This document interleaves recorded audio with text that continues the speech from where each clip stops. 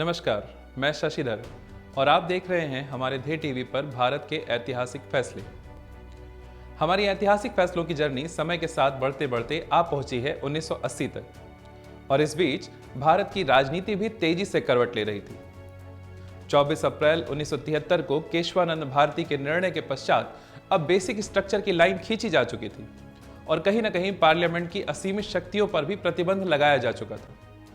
और आगे चलते हुए मेनका गांधी केस में जीवन के अधिकार की भी नई परिभाषा लिखी गई, पर सरकार भी जिद्दी थी और मेनका गांधी केस से थोड़ा पहले यानी 1975 में इमरजेंसी लगा दी गई और इसी इमरजेंसी के दौरान 1976 में 42वां संविधान संशोधन भी किया गया, जिसमें लगभग पूरा संविधान ही बदलने की कोशिश की गई। इसीलिए कहा जाता है कि 42वां संविधान संशोधन एक तरह से मिनी कॉन्स्टिट्यूशन था। खैर, समय का पहिया घूमा और इमरजेंसी खत्म होने के बाद इंदिरा गांधी चुनाव बुरी तरह से हार गईं और जनता दल की सरकार गठित हुई। उन्होंने 44वां संविधान संशोधन करके इमरजेंसी की गलतियों को कुछ हद तक सही करने की भी कोशिश की और 1989 में जनता दल की सरकार भी चलती बनी और अपना कार्यकाल पूरा नहीं कर पाई।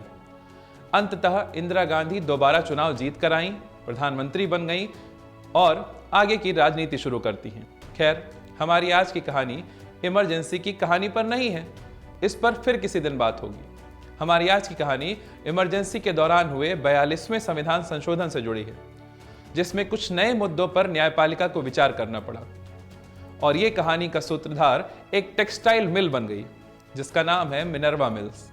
और इसीलिए हमारी आज की कहानी का टाइटल है मिनर्वा मिल्स बनाम भारत संघ केस। दरअसल मिनर्वा मिल्स कर्नाटक राज्य की एक टेक्सटाइल कंपनी थी। यह टेक्सटाइल यानी कपड़ों का व्यापार करती थी।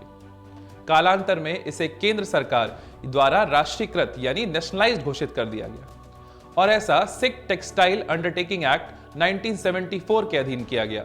वस्तुतः 20 अगस्त यानी 20 अगस्त 1970 को केंद्रीय सरकार द्वारा एक समिति का गठन कर इसे मिनर्वा मिल्स के मामलों की जांच रिपोर्ट प्रस्तुत करने के लिए कहा गया था। समिति ने जनवरी 1971 में अपनी जांच रिपोर्ट प्रस्तुत की। इस रिपोर्ट के अनुसार केंद्रीय सरकार द्वारा मिनर्वा मिल्स का प्रबंध अपने हाथ में ले लिया गया था और इस पर पेटिशनर द्वारा केंद्रीय सरकार के उक्त आदेशों और सिख टेक्सटाइल अंडरटेकिंग कानून तथा 42वें संविधान संशोधन को उच्चतम न्यायालय में चुनौती दी गई थी। इस मामले में पेटिशनर की ओर से कई तर्क प्रस्तुत किए गए, जैसे संविधान का 42वां संविधान संशोधन के भाग 3 यानी मौलिक अधिकार तथा भाग 4 यानी राज्य के नीति निर्देशक तत्व के बीच की अनुरूपता या समन्वय को नष्ट करता है, क्योंकि इस संशोधन में मूल अधिकारों को राज्य की नीति निर्देशक तत्वों के अधीन लाने का प्रयास किया गया है, जो कि अगर लागू हो गया तो यह वस्तुतः लोकतंत्र को नष्ट एवं सरकार को निरंकुश बनाने वाला है। याचिकाकर्ता की तरफ से यह भी तर्क दिया गया कि यह एक विचित्र सोच है कि राज्य की नीति निर्देशक तत्वों को लागू करने के लिए मूल अधिकार की बलि दे दी जाए। इसके अलावा आपातकाल की उद्घोषणा पर मूल अधिकार केवल आपातकाल के दौरान ही निलंबित रहते हैं, लेकिन 42वें संविधान संशोधन में राज्य की नीति निर्देशक तत्वों के मूल अधिकारों पर प्राथमिकता दे दिए जाने से ऐसा लगता है कि मानो यह व्यवस्था सदैव के लिए लागू हो गई हो। अर्थात ऐसा लगता है कि आपातकाल की स्थायी घोषणा की गई है और मूल अधिकार हमेशा के लिए निलंबित हो गए हैं। इस मामले में उत्तरदाता यानी सरकार की ओर से जवाब में यह कहा गया कि संविधान के अनुच्छेद 368 के अंतर्गत संसद को संविधान में संशोधन करने की विशेष शक्तियां प्राप्त हैं, इसीलिए वो ऐसे संविधान संशोधन कर सकती हैं जिसे वैध माना जाना चाहिए। यह भी तर्क दिया गया कि किसी विशिष्ट प्रक्रिया द्वारा राज्य की नीति निर्देशक तत्वों को क्रियान्वित किया जाना संविधान के बुनियादी ढांचे को नष्ट करना नहीं है, बल्कि ऐसा करना लोकहित में है। सरकार की तरफ से यह भी कहा गया कि संविधान का अनुच्छेद 368 मूल अधिकारों को छीनने वाला नहीं है, क्योंकि इसका आधार सामाजिक, आर्थिक एवं राजनीतिक न्याय है और ऐसे तथाकथित संशोधन से न्यायालय की पुनर्विचार यानी जुडिशियल रिव्यू की शक्तियां प्रतिकूल तथा प्रभावित नहीं होती हैं। इस याचिका की सुनवाई उच्चतम न्यायालय की एक विशेष पीठ द्वारा की गई और निर्णय मुख्य न्यायाधीश वाई चंद्रचूड़ द्वारा उद्घोषित किया गया, जहां न्यायालय द्वारा पेटिशनर एवं उत्तरदाता यानी दोनों पक्षों के सभी तर्कों पर गंभीरता से विचार करके यह निर्णय दिया गया कि संविधान के अनुच्छेद 368 के अंतर्गत संविधान में संशोधन करने की संसद की शक्तियां असीमित नहीं हैं और संसद द्वारा संविधान में ऐसा कोई संशोधन नहीं किया जा सकता है जिससे संविधान का आधारभूत ढांचा यानी बेसिक स्ट्रक्चर ही नष्ट हो जाए या संविधान की प्रकृति ही बदल जाए।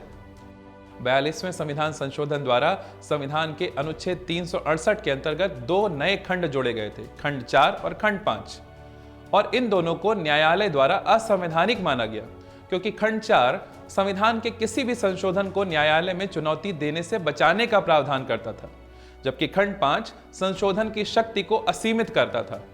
हमारा संविधान शक्ति पृथक्करण के संदर्भ में नियंत्रण एवं संतुलन यानी चेक एंड बैलेंस के सिद्धांत पर आधारित है। यदि न्यायालय की पुनर्विचार की शक्तियों को समाप्त कर दिया जाता है तो सरकार में निरंकुशता का भाव पैदा हो जाएगा और नागरिकों के मूल अधिकार अर्थहीन हो जाएंगे। न्यायालय ने यह भी कहा कि संसद द्वारा संविधान में ऐसा कोई संशोधन नहीं किया जा सकता है जिसमें संविधान की सर्वोच्चता को आंच आए और मूल अधिकारों को राज्य की नीति निर्देशक तत्वों के अधीन नहीं किया जा सकता, क्योंकि ये दोनों ही एक दूसरे के अनुपूरक एवं अनुरूप हैं। अंततः न्यायालय द्वारा पेटिशनर की याचिका को स्वीकार किया गया, लेकिन खर्चे के बारे में कोई आदेश नहीं दिए गए।